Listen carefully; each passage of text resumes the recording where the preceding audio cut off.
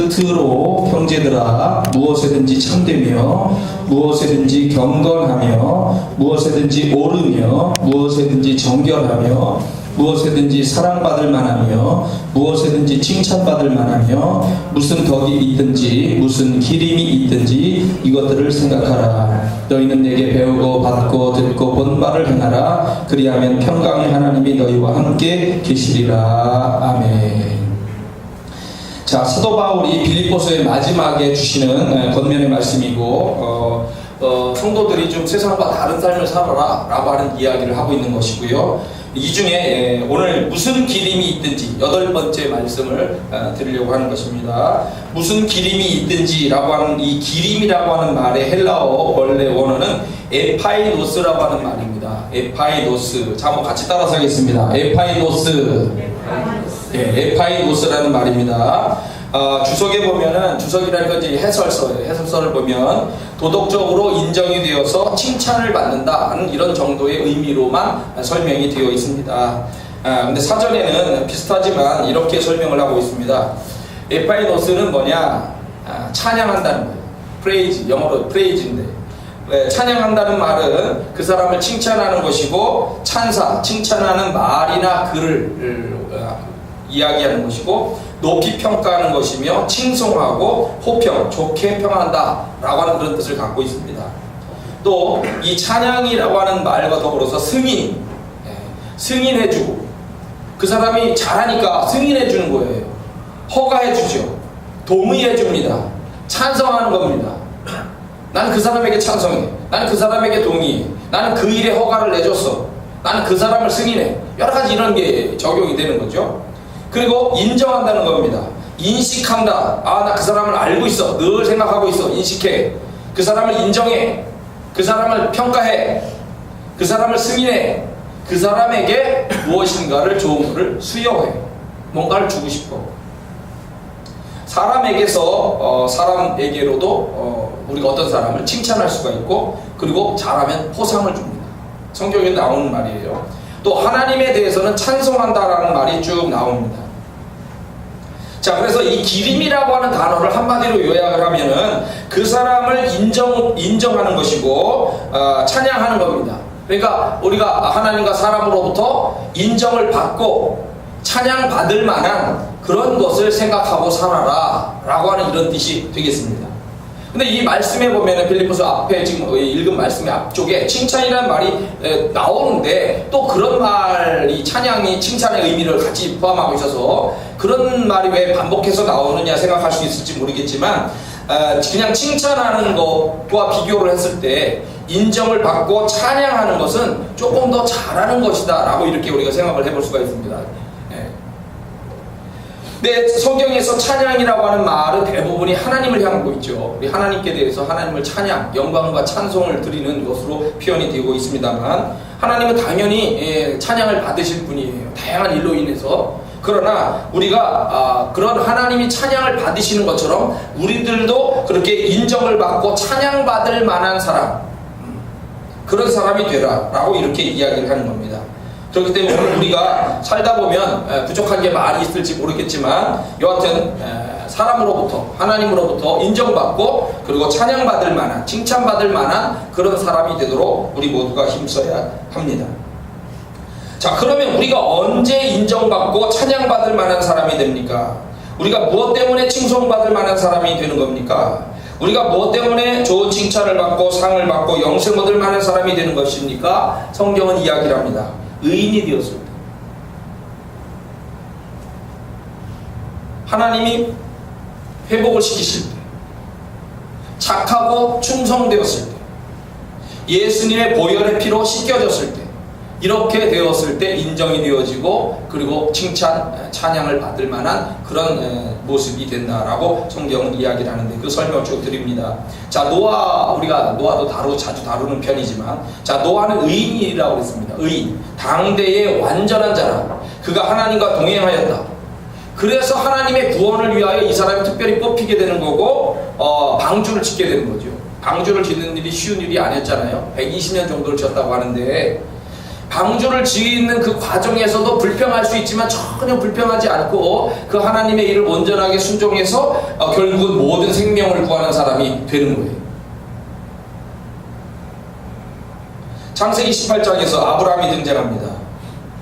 이 아브라함의 집에 하나님이 천사 2명과 도착을 해가지고 음식 대접을 받으신 다음에 가시는데 어디로 가느냐면 소돔과 고모라를 심판하기 위해서 갑니다. 그런데 두 천사는 먼저 출발했고 하나님이 남았어요. 그 소돔과 고모라 지역에는 자기 조카 롯이 살고 있는 거예요. 그러니까 이 아브라함의 마음이 안타까운 마음으로 막 이렇게 안타까운 마음이 생기면서 이 하나님한테 기도를 하게 되는 거예요. 간구하는 겁니다. 하나님 죄송한데 이야기를 좀 드리겠습니다. 그래 뭐냐? 의인이 만약에 그 지역에 50명이 있으면 그 성을 용서하시겠습니까? 만약에 의인이 있는데도 그거를 다 불살라서 뭐 죽인다거나 이렇게 하면 그거는 의로우신 하나님의 입장에서 안 좋은 거 아닙니까? 그러니까 하나님이 이야기하시기를 거기서 의인 50명을 찾으면 그들을 위하여 온 지역을 용서하리라 하셨어요. 근데 이제 아브라함이 생각해보니까 하나님 죄송한데요 50명 좀 그렇고 45명이면 그래도 용서하시겠습니까? 내가 멸하지 않겠다. 죄송한데요 40명이면 안 될까요? 네 멸하지 않겠다. 죄송한데 제가 부족한데 한 번 더 여쭙니다. 30명이면 어떻게 하시겠습니까? 30명이든 내가 멸하지 않겠다. 20명이면 어떻게 하시겠습니까? 20명도 내가 멸하지 않겠다. 근데 진짜 죄송한데요 제가 한 번만 더 여쭙겠습니다. 10명이 만약에 의인이 10명 있다면 어떻게 하시겠습니까? 내가 멸하지 않겠다. 그래 하셨어요. 자, 하나님은 모든 것을 알고 계시고 아브라함이 지금 우리가 인간적으로 계산을 해도 이 아브라함이 조카 롯을 생각하면서 요청하는 이 간구의 이야기를 하나님인 사람도 알만하고 당연히 하나님은 그 의도를 알 거예요. 그러니까 더 이상 얘기하지 마. 네가 얘기하는 의도는 내가 아는데 내가 의인이 10명 있어도 내가 멸하지 않을 거야. 걱정하지 마. 이럴 때 뭐 어떤 식으로 이렇게 표현할 수가 있거든요.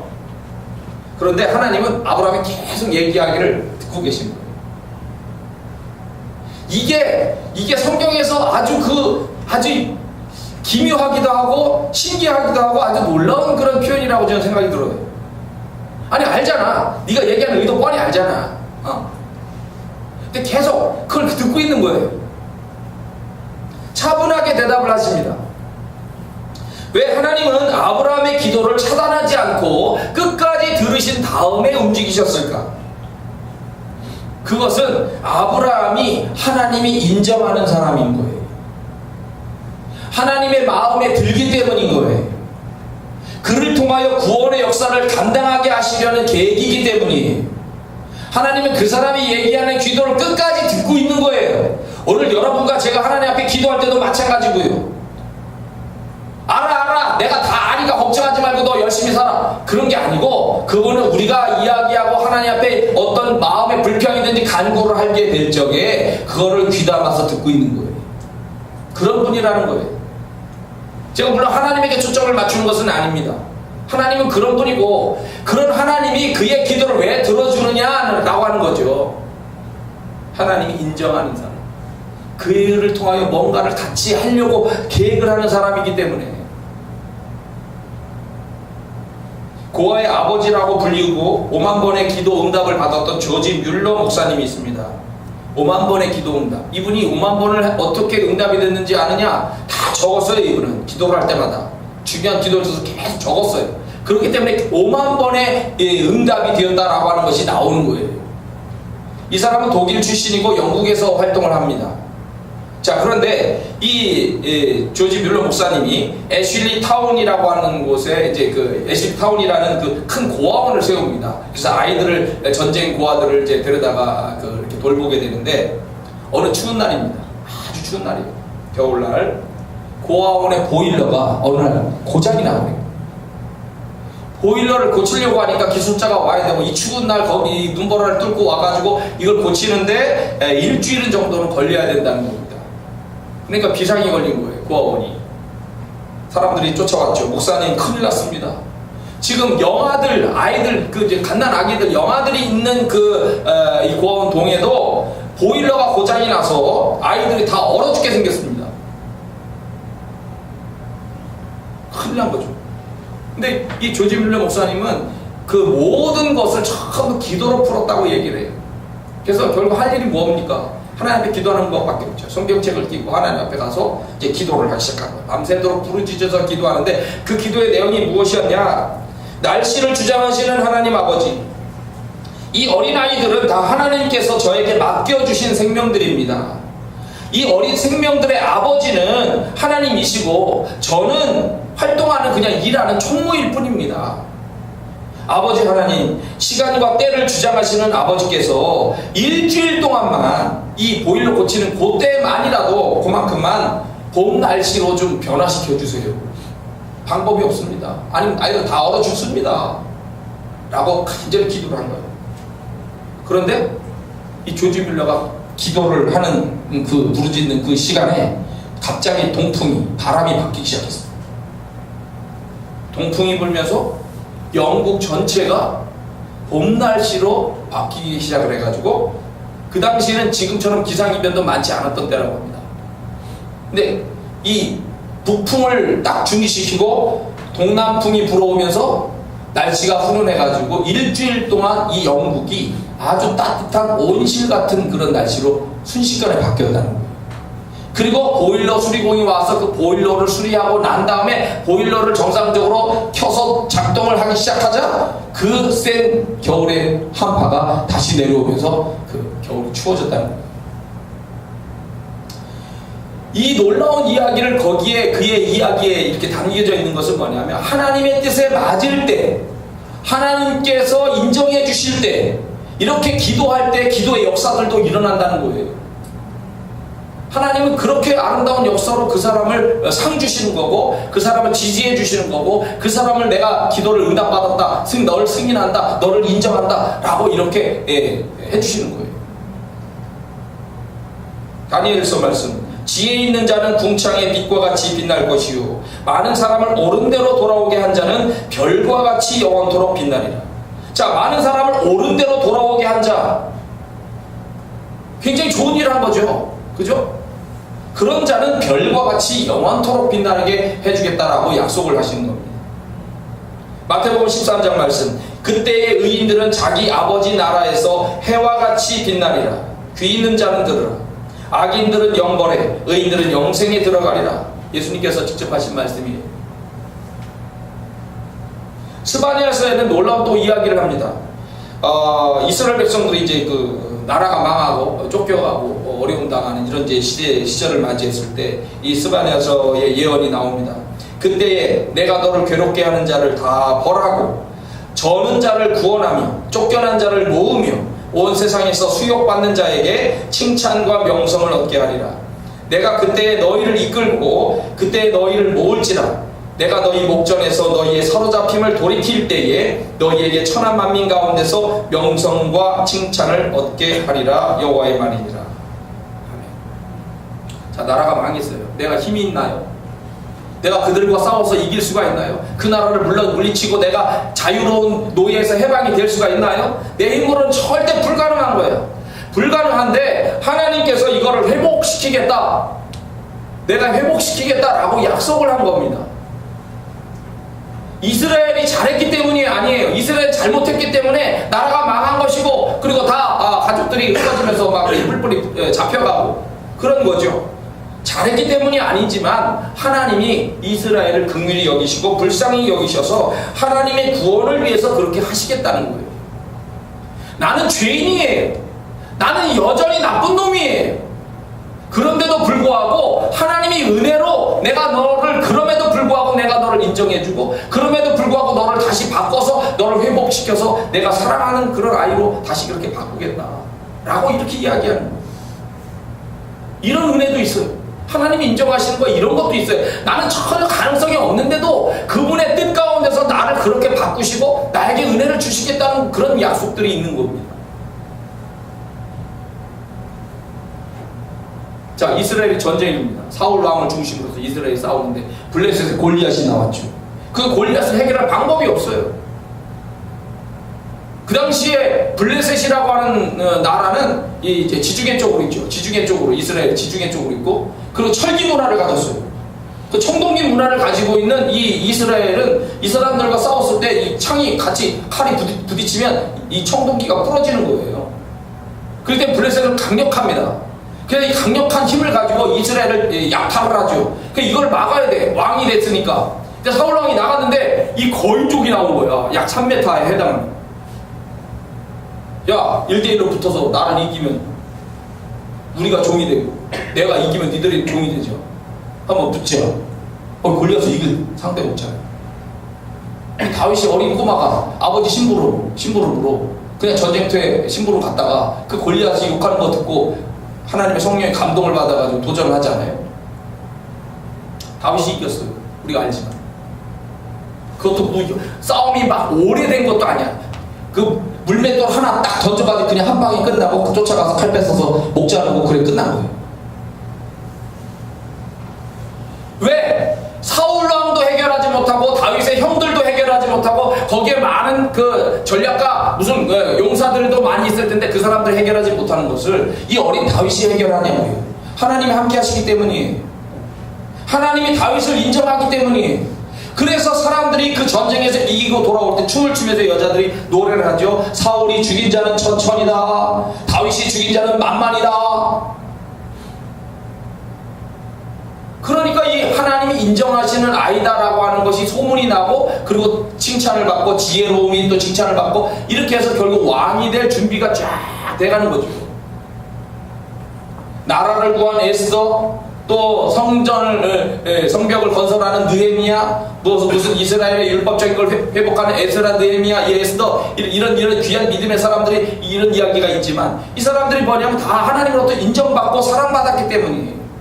그렇게 아름다운 모습으로 하니까 역사적으로도 그 사람들을 인정하고 칭찬하는 거죠.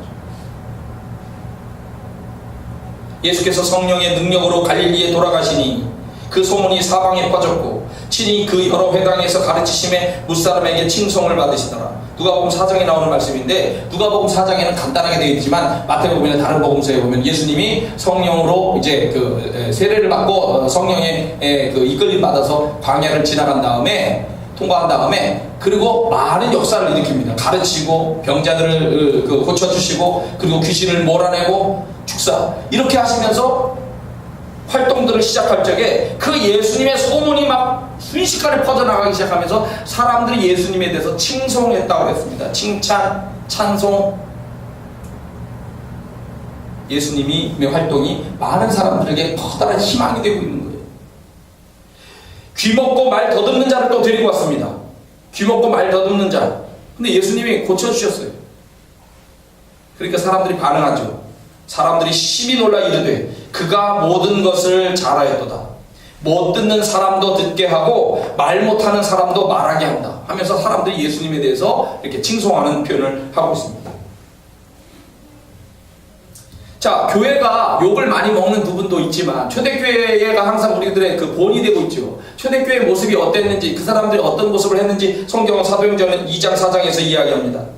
사도들의 가르침을 받아 서로 교제하고 떡을 떼며 오로지 기도하기를 힘썼다. 사도들로 말미암아 기사와 표적이 많이 나타났다. 성도들이 어떻게 했느냐? 물건을 서로 통용했다. 내 물건이라는 게 없이 서로 같이 나누면서 재산과 소유를 팔아서 각 사람의 필요를 따라 나눠주기도 하고, 날마다 마음을 같이하여 성전에 모이기를 힘쓰고, 집에서 떡을 떼며 기쁨과 순전한 마음으로 음식을 먹고 하나님을 찬미하며 또 온 백성에게 칭송을 받으니 주께서 구원받는 사람을 날마다 더하게 하셨다. 교회 다니는 사람들이 자기만 추구하고 자기만 잘났다고 하면 되냐고요. 그게 아니잖아. 물론 나눔이 교회 안에서 일어나는 것도 상당히 중요한 것이지만 결국 또 이것이 대사회로 나가는 거잖아요. 그죠? 그러니까 세상 바깥에 있는 사람들이 봤을 때 교회가 잘한다, 교회 다니는 사람들이 참 아름답다, 이렇게 되니까 교회가 사랑을 받고 칭송을 받는 거예요.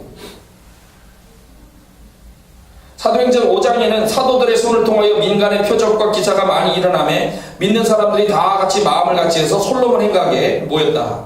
성전 안에 있는 솔로몬 행각에 모였는데, 사람들이 거기에 상종을 안 하는 사람도 있어요. 왜냐면 이제 그 사내들인에서 이 교회에 대해서 핍박이 이제 주어지는 거기 때문에 사람들은 상종을 이제 자기들이 거기에 끼고 싶어도 못 끼는 사람들이 있죠. 눈치 보느라고. 이런 사람들이 상종을 못하고 낄 수는 없지만 이 사람들이 이야기하는 반응이 있어요. 뭐냐? 백성이 칭송한다. 저 사람들은 잘하는 거예요. 정말 아름다워. 저 사람들 정말 멋져. 정말 하나님의 나라를 보여주는 것 같아. 그런 인정받는 모습을 보이니까 교회가 부흥해요. 달란트 비유 아시죠? 자, 어떤 사람이 이제 두 가지 종류가 있어요. 예수님의 달란트 비유가 두 가지가 있는데, 첫 번째 비유. 자, 우리가 아는 달란트입니다. 달란트라는 게 이제 이게 금과 연관된 거라서 보통 34kg 정도의 그 금이고 엄청나게 많은 그런 돈입니다. 어떤 사람이 타국에 가는데 그 종들 3명을 불러가지고 자기 소유를 맡겨요. 한 사람에게는 그 재능대로 금 5달란트, 2달란트, 그리고 1달란트 이렇게 맡기는데 이 5달란트 받은 사람과 2달란트 받은 사람 자세가 달라요. 이 사람들 그걸 받자마자 바로 가서 장사를 시작했다는 거예요. 그래서 5달란트 받은 사람은 5달란트를 남기고 2달란트 받은 사람은 2달란트를 남기고 근데 이 1달란트 받은 사람은 그걸 땅을 파가지고 숨겼어. 오랜 시간이 지난 다음에 주인이 찾아왔죠. 주인이 돌아와서 결산을 하는데 5달란트 받은 사람, 2달란트 받은 사람 칭찬하죠. 당연히 칭찬을 받습니다. 1달란트 받은 사람, 땅에다 처박아둔 사람, 그 사람은 무익한 종이라고 바깥 모든 대로 내쫓으라고 그래요. 이게 달란트 비유예요. 우리 재능대로 맡겨주신 거를 잘 활용해서 장사하듯이 남겨야 된다는 거예요. 우리에게 주어진 달란트가 재능이라고 써서 성경에 재능, 달란트가 원래 영어로도 재능입니다. 우리에게 주어진 여러 가지를 활용해서 우리가 뭔가 남기는 인생을 살아야 하나님이 인정하시고 칭찬하고 칭송받는 사람이 된다는 거예요. 근데 누가복음 19장에 보면 이거를 다르게 표현합니다. 예수님이 어떤 귀한 사람, 귀인이 왕위를 받으려고 한다. 예수님 자신을 얘기하려고 하는 거예요. 왕위를 받아가지고 오려고 먼 나라로 가면서 종들에게 똑같이 나눠줍니다. 여기는 한 문화씩, 은화예요. 한 문화씩 똑같이 나눠줘요. 여기 아까 5달란트, 2달란트, 1달란트가 아니고 한 문화씩 똑같이 이렇게 줬어요. 주고 와서 결산을 하는 거야. 그런데 이 한 문화를 가지고도 10배를 남긴 종이 있고 한 문화를 가지고 5배를 남긴 종이 있다는 거죠. 5 문화를 만들어낸 거예요. 그런데 이 한 문화를 받은 사람은 그냥 수건에다가 쌓은 거예요. 당연히 이분이 와가지고 결산할 때 당연히 칭찬을 하죠. 잘하였도다. 착한 종이요. 내가 지극히 작은 것에 충성하였으니 10고을 권세를 차지하라. 즉 10고을을 차지해라라고 그 돈 가치를 10고을이라고 하는 엄청난 배수로 맡겨줬어요. 5고을을 또 차지해라. 그런데 한 문화를 그냥 수건에 싸둔 사람, 이 사람은 어떻게 했느냐? 그 한 문화는 10문화를 가진 그 사람에게 주고 이 종은 내 앞에서 죽여라. 무섭죠? 이게 물론 예입니다만 그렇게 된다는 거예요.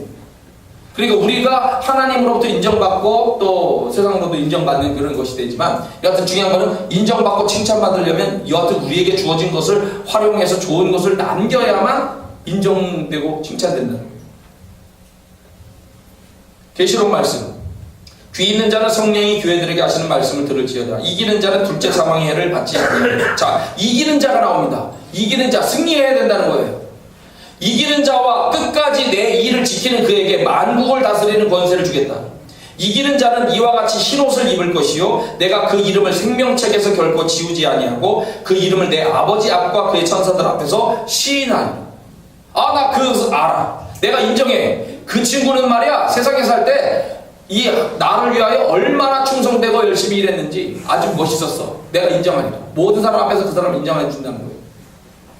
이기는 자는 내 하나님의 성전의 기둥이 되게 하리니 그가 결코 다시 나가지 아니하리라. 내가 하나님의 이름과 하나님의 성 곧 하늘에서 내 하나님께로부터 내려오는 새 예루살렘의 이름과 나의 새 이름을 그의 위에 기록하리라. 그 사람에게다가 아예 하나님의 사인을 여기다가 적어주겠다는 거예요. 몸에다가. 계시록 20장 이 첫째 부활에 참여하는 자들은 복이 있고 거룩하도다. 둘째 사망이 그들을 다스리는 권세가 없고 도리어 그들이 하나님과 그리스도의 제사장이 되어 1000년 동안 그리스도와 더불어 왕노릇하리라. 이게 하나님과 더불어 이긴 자들이 첫째 부활에 참여하는 거예요. 이기는 자는 이것들을 상속으로 받으리라. 하나님의 나라를 상속으로 받는데 나는 그의 하나님이 되고 그는 내 아들이 되리라.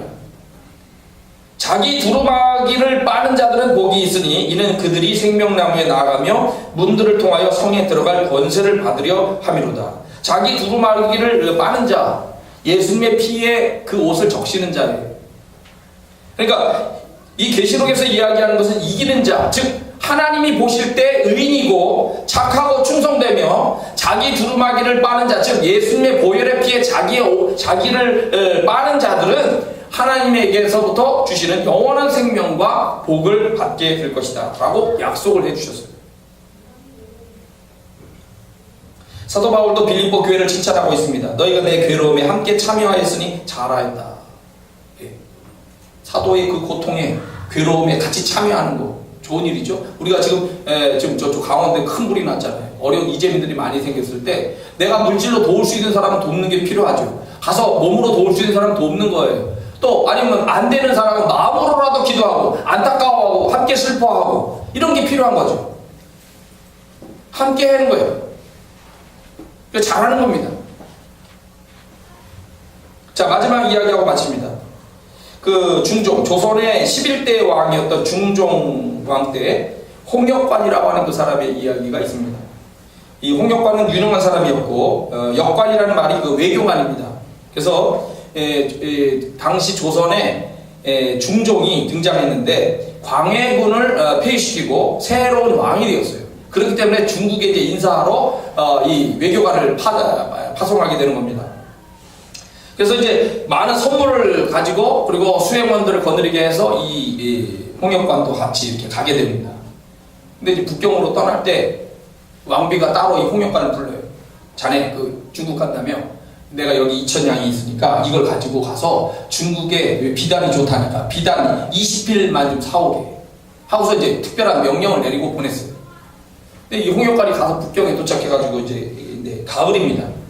근데 이 사람이 이제 이리저리 산책을 하면서 이 문제를 자기들의 나라에 대한 이걸 황제에게 보고를 하는 일을 이제 기다리고 있는데 언제 그거 명령이 떨어질지 오라 들어오라 마라 이런 게 기다려야 되잖아요. 그러니까 이제 이렇게 길거리를 이렇게 지나다니고 있었어요. 근데 어디선가 여자가 우는 거예요. 이게 뭐지? 하고서 이제 이렇게 보니까 17 정도 되는 꽃다운 처녀가 처량하게 막 울고 있는 거예요. 이게 무슨 일이냐 물어보니까 자기 아비가 영모죄로 누명을 썼다는 거예요. 그런데 이 누명을 쓴 걸 문제를 풀려고 하니까 이게 중간 단계를 막 거치고 올라가야 이런 과정이 있겠죠. 그런 과정을 아마 하다 보니까 2000양의 돈이 필요한데 돈이 없다는 거죠. 이 너무 안타까운 그런 사연을 할 때 보고서 이 홍역관의 마음이 움직여서 비단을 사라고 보낸 2000양을 이 처녀에게 그냥 맡겨버려요. 우리가 생각할 때 정신 나간 거 아니야? 목숨이 왔다 갔다 할 텐데 그런 생각도 들죠. 그런데 이 여인이 이 아이가 이야기하는 그 이야기가 진실되게 들렸고 이 문제를 정말 풀어줘야 되겠다라고 생각이 들어서 그 2000양을 그 17살 정도 되는 아가씨의 손에다가 넘겨줘요. 그리고 황제의 명을 기다리는데 황제를 만나보지도 못하고 그 외교가 실패된 거예요. 이 위에서 인정을 안 해주는 거죠. 그러다 보니까 그냥 쓸쓸히 돌아와요. 들어와가지고 그거 잘못했다고 해가지고 매를 진짜 심하게 맞았죠. 그리고 5년 동안 귀양살이를 감옥살이를 합니다.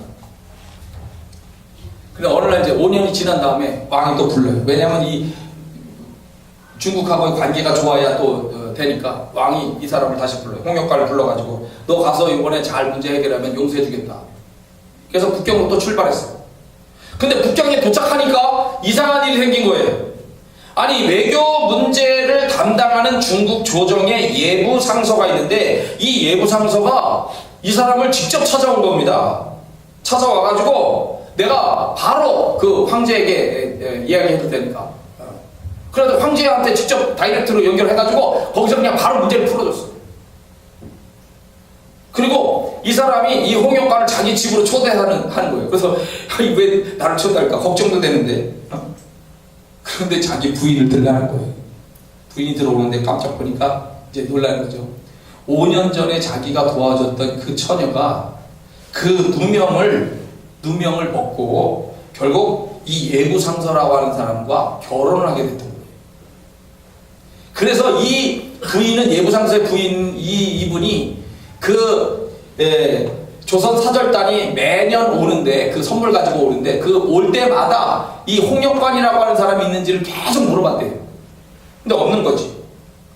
그리고 결국 이제 이 사람을 기다렸다가 이 사람이 오니까 반갑게 맞아준 거고 문제를 해결해달라 해서 딱 문제가 해결된 거예요. 그러면서 당신에게 최고급 비단 100피를 주겠다.